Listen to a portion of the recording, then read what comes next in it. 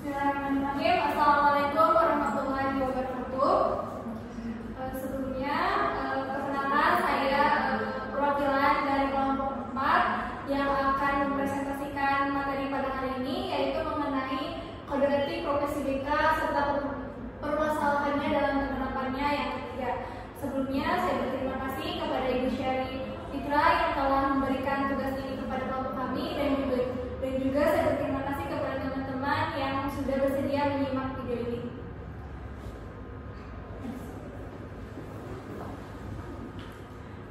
Adapun pembahasan materi dari kelompok kami, yaitu yang pertama yaitu ada penghargaan dan keterbukaan, yang kedua yaitu ada kerahasiaan dan berbagi informasi, yang ketiga ada setting layanan, yang keempat tanggung jawab, dan yang terakhir yaitu implikasi.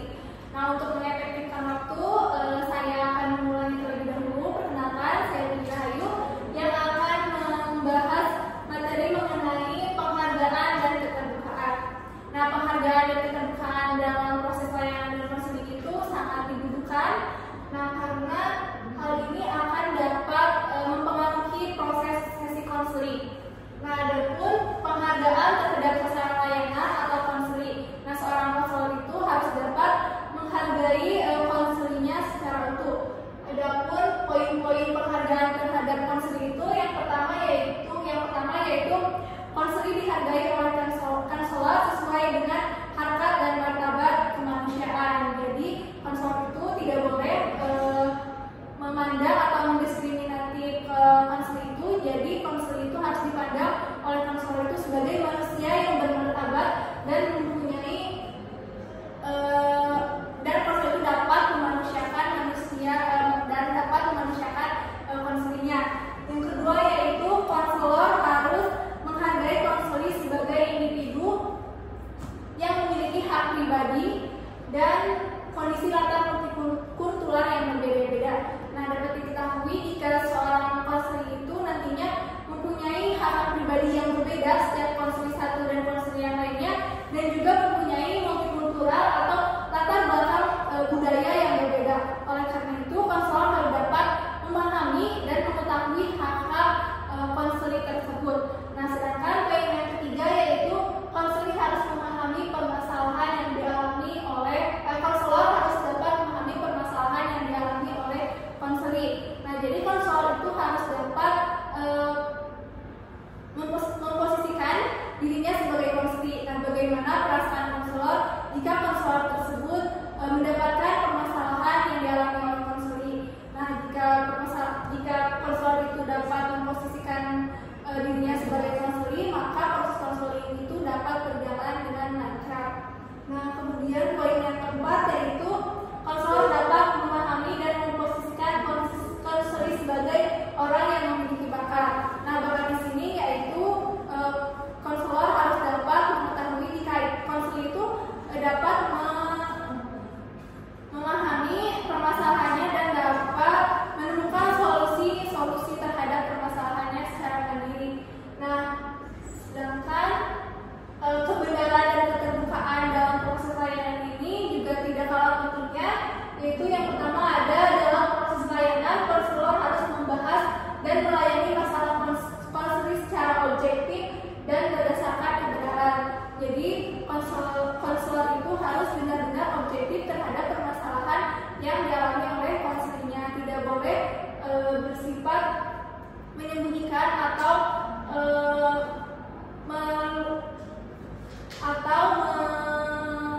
mengungkapkan kesalahan atau ketidakbenaran kepada konseling. Nah, poin yang kedua yaitu konselor harus membuat konseling terbuka dengan menceritakan semua masalahnya. Nah, jika konseling tidak mau terbuka, otomatis layanan konseling itu akan terhambat dan proses pemandirian atau pencarian membantu konseling dalam memecahkan masalah itu akan terhambat juga. Nah, poin yang ketiga yaitu konselor harus bertindak objektif, konkret, dan menghindari berperan ganda dan sesuai yang tidak jelas. Jadi konselor itu tidak boleh membuat konselingnya bingung. Jadi tugas konselor itu yaitu membantu konseling untuk mencari jalan keluar dari masalahnya. Jadi konselor itu tidak boleh membuat konseling bingung atau berperan ganda seperti psikolog atau psikiater. Nah,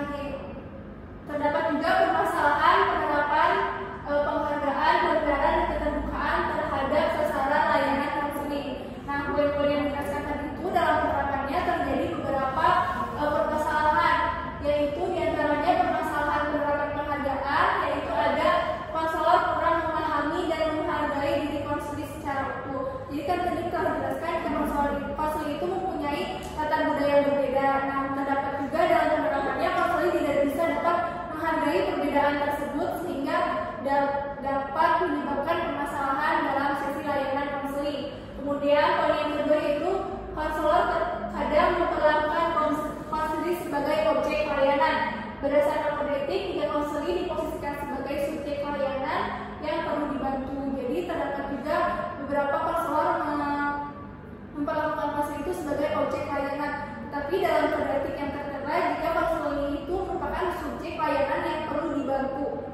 Nah, kemudian terdapat juga permasalahan penerapan dalam kebenaran dan keterbukaan, yaitu terdapat dalam poin ke-1 yaitu dalam proses konseling tak jarang terjadi konseling yang tidak mau terbuka kepada konselornya sehingga akan menghambat proses konseling. Nah, jika konseling dapat berjalan lancar ketika konselingnya itu dapat terbuka kepada konselornya dan menceritakan semua permasalahannya. Nah, poin yang kedua yaitu masih terdapat konselor yang melampaui batasan dan berperan ganda dalam menangani konseling. Seperti konselor itu dapat mendiagnosis permasalahan konseling, sedangkan tugas konselor itu hanya membantu konseling dan tidak boleh mendiagnosis. Mungkin cukup sekian pembahasan yang dapat saya sampaikan. Poin yang selanjutnya akan ditambahkan oleh rekan saya.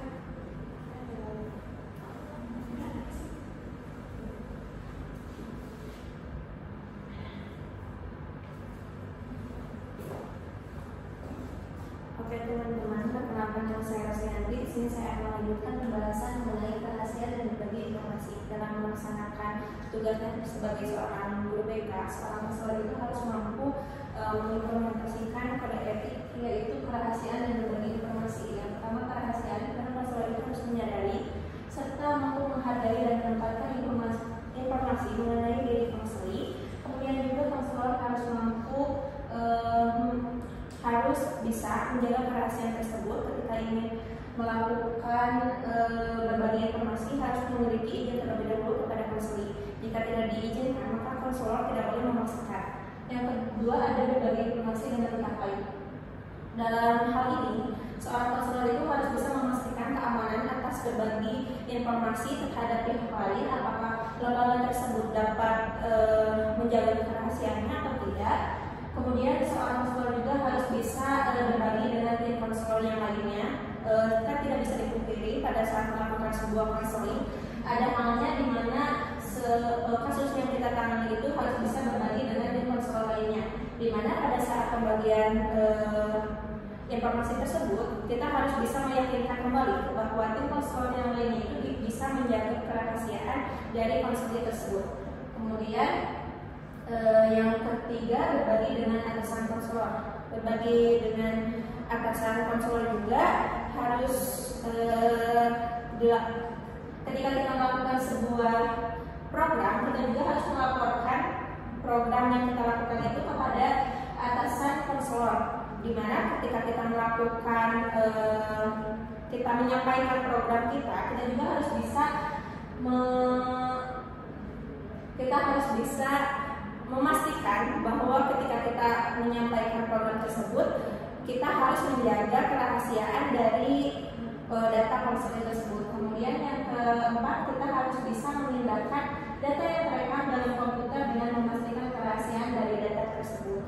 Ketika kita hendak memindahkan rekaman ataupun hal yang lainnya yang menyangkut proses konseling, kita harus sebisanya menjaga kerahasiaan tersebut agar tidak terdengar atau diketahui oleh orang lain. Kemudian yang keempat, rekaman data konseling. Ketika kita melakukan sebuah konseling, kita biasanya merekam perjalanan dari konseling itu, maka kita harus bisa menjaga kerahasiaan rekaman itu. Kemudian kita juga ketika hendak melakukan perekaman tersebut harus meminta izin terlebih dahulu kepada konselingnya. Jika konselingnya membolehkan, maka kita melakukan perekaman tersebut, dan jika tidak, kita juga tidak boleh memaksakan. Nah, yang ketiga, kita juga harus meminta izin bahwa ketika kita melakukan perekaman itu untuk pengamatan dan untuk membantu perjalanan konseling yang kita hadapi. Membantu berjalannya konseling yang kita lakukan. Kemudian rekaman juga bisa kita beri kepada konseling ketika konselingnya itu memang memerlukan rekaman tersebut, dan jika kita melakukan konseling melibatkan lebih dari satu konseling, maka kita bisa mengirimkan rekaman tersebut hanya kepada konseling yang memang membutuhkan rekaman tersebut. Jadi kita tidak boleh membagikan rekaman dari konseling lainnya kayak gitu. Kemudian kita juga harus bisa menyimpan rekaman ini ketika konseling berakhir. Namun kita juga harus bisa menjaga kerahasiaan dari rekaman tersebut supaya tidak bocor kepada pihak lain. Next. Nah, mungkin dari penerapan kode etik tersebut ada permasalahan yang dilakukan oleh beberapa pihak terhadap kerahasiaan dan berbagi informasi terhadap data konseling. Nah, pada beberapa kasus ada di mana guru BK tersebut melanggar kode etik tersebut dengan menyebarkan informasi rahasia konseling terkait data maupun permasalahan secara terang-terangan kepada wali kelas atau guru mata pelajaran lainnya. Seharusnya seorang guru BK itu harus bisa menjaga kerahasiaan dari permasalahan maupun data dari konseling yang kita hadapi tersebut. Nah, ketika konselor tersebut melakukan permasalahan kode etik ini, banyak siswa yang mulai ragu untuk melakukan konseling kepada guru BK karena takut rahasianya bocor kepada guru lain atau pihak-pihak lainnya. Oleh karena itu, kita sebagai guru BK alangkah baiknya harus tetap menjaga kerahasiaan serta lebih memperhatikan hal-hal yang menyangkut kerahasiaan dari data maupun permasalahan dari konseling yang kita hadapi kepada pihak lain. Mungkin cukup sekian pemaparan materi dari saya. Untuk materi selanjutnya akan dipaparkan oleh rekan saya. Terima kasih. Perkenalkan, saya Pujiati. Di sini saya akan melanjutkan pembahasan yang sudah dibahas oleh rekan saya. Di sini ada setting layanan. Nah, teman-teman, dalam setting layanan ini ada terbagi menjadi dua, yaitu suasana dan sarana fisik. Lalu yang kedua ada kondisi sosio-psikologis. Nah, dalam suasana dan sarana fisik ini, konselor memberikan layanan kepada konseling di tempat yang menjamin suasananya aman dan nyaman, serta tempat layanannya dilengkapi dengan fasilitas yang lengkap. Nah, untuk melakukan konseling, jika tempat yang sudah disediakan itu terasa nyaman dan membuat konseling tidak tertekan, itu kan kedepannya konselingnya akan berjalan dengan lancar dan efektif. Lalu yang kedua ada kondisi sosio-psikologis. Nah, yang pertama itu ada konseling dilakukan di ruangan yang dapat menjaga kerahasiaan dan kenyamanan konseling. Nah, ini itu berfungsi agar saat proses konseling tidak ada gangguan dari luar gitu. Lalu yang kedua ada tempat untuk konseling dipilih dan disiapkan sedemikian rupa agar konseling merasa dihargai dan dihormati. Yang ketiga ada jarak dan posisi duduk antara konselor dan konseling, di mana di sini itu jarak antara konselor dan konseling itu jangan terlalu dekat ataupun jangan terlalu jauh gitu. Selanjutnya ada permasalahan setting layanan dalam penerapan di BK itu. Salah satu yang menjadi permasalahan dalam setting layanan adalah pemilihan lokasi yang terbatas. Nah, biasanya di lingkungan sekolah konseling itu dilakukan biasanya di dalam ruang kelas itu. Nah, itu menurut saya itu tidak efektif itu karena apa? Karena mungkin bisa saja ada suara-suara dari luar yang dapat mengganggu proses konseling itu. Lalu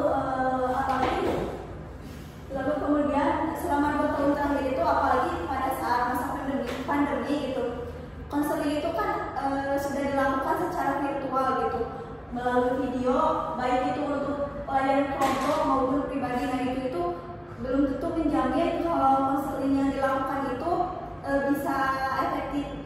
Nah, oleh karena itu, guru BK atau konselor diharapkan memiliki pemahaman terhadap fungsi, prinsip, dan asas dari bimbingan dan konseling, serta tentang atau jenis layanan yang seharusnya diberikan kepada siswa atau konseling. Materi selanjutnya akan disampaikan oleh rekan saya. Ya, jadi di sini saya akan menjelaskan materi selanjutnya, yaitu ada tanggung jawab. Dalam penerapannya, konselor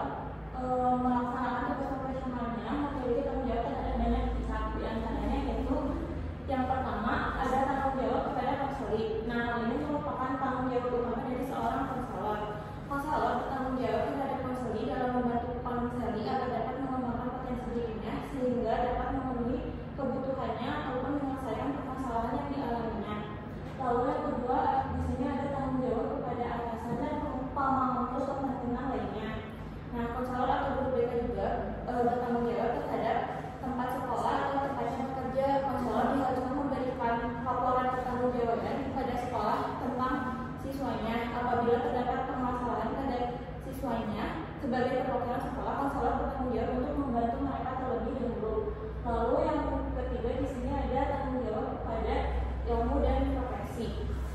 Nah, dalam hal ini konselor diharapkan dapat bertanggung jawab untuk tidak menyalahgunakan kedudukannya sebagai konselor untuk kepentingan di luar tujuan dan pemanfaatan ilmu dan profesi konseling.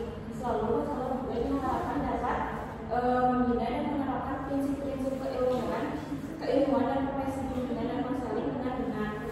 Lalu selanjutnya di sini ada tanggung jawab terhadap kepada diri sendiri.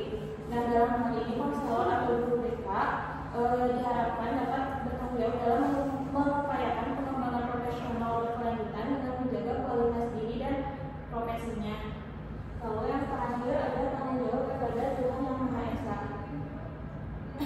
Nah, konselor atau guru BK dalam menjalankan pelayanan konseling merasakan bahwa hal itu merupakan ibadah. Untuk itu dalam setiap pelaksanaannya diharapkan konselor dapat memohon petunjuk serta didoa dari Tuhan Yang Maha Esa demi suksesnya pelayanan.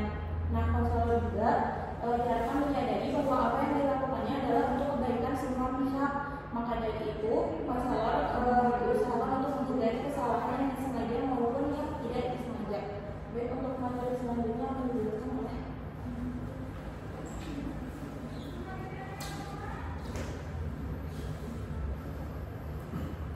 Baik, perkenalkan nama saya Nova Fajar. Di sini saya akan melanjutkan pemaparan mengenai tanggung jawab khususnya pada permasalahan penerapan tanggung jawab konselor. Nah, pada konselor itu tataran praksis masih menyisakan banyak masalah. Nah, jadi dalam praktiknya itu ya masih banyak pelanggaran kode etik yang dilakukan oleh oknum konselor karena kurangnya tanggung jawab profesi. Nah, untuk contoh-contohnya yang pertama itu ada pelanggaran terhadap konseling. Nah, contohnya seperti apa?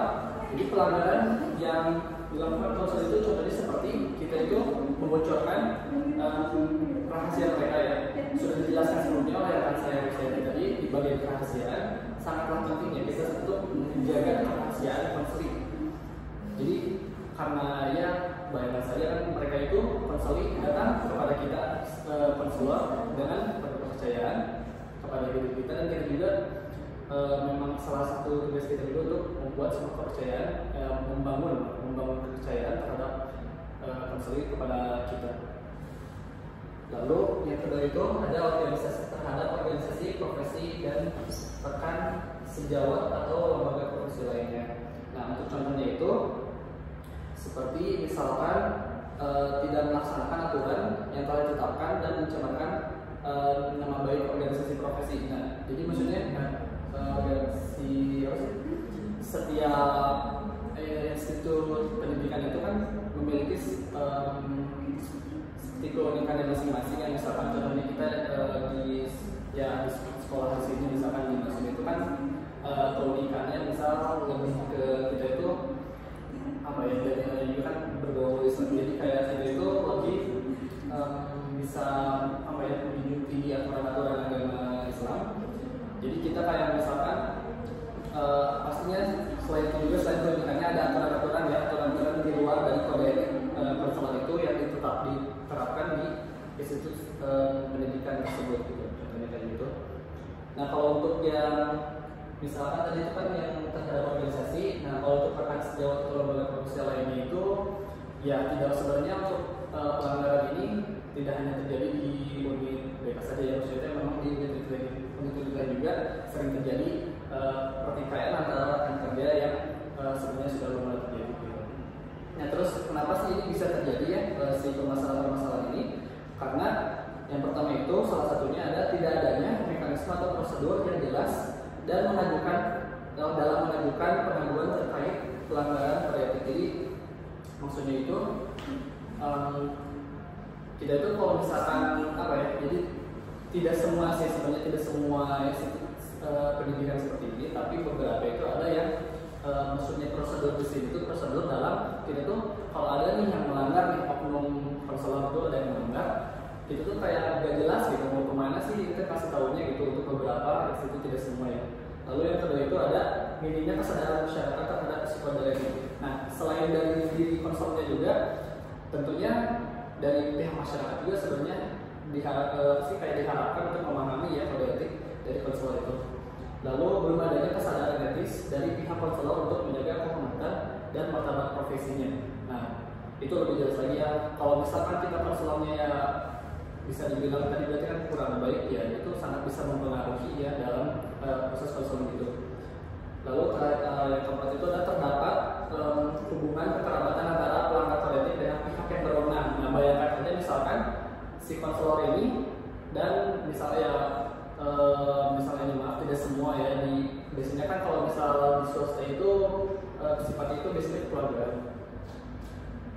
Ya, keluargaan. Nah, itu tuh kan kayak ada kemungkinan kan misalkan si kepala sekolah itu omnya misalkan, terus si BK-nya itu ya kerabatnya si itu. Jadi kadang-kadang kan kalau misalkan dengan keluarga seperti itu jadinya ada apa sih, penegakan itu jadi lebih apa ya, kurang tegas gitu bahasanya. Lalu yang terakhir itu ada penegakan hukum di Indonesia yang lemah. Jadi pada dasarnya kalau kita lihat secara luasnya ya, Indonesia itu memang kurang tegas dalam menegakkan peraturan.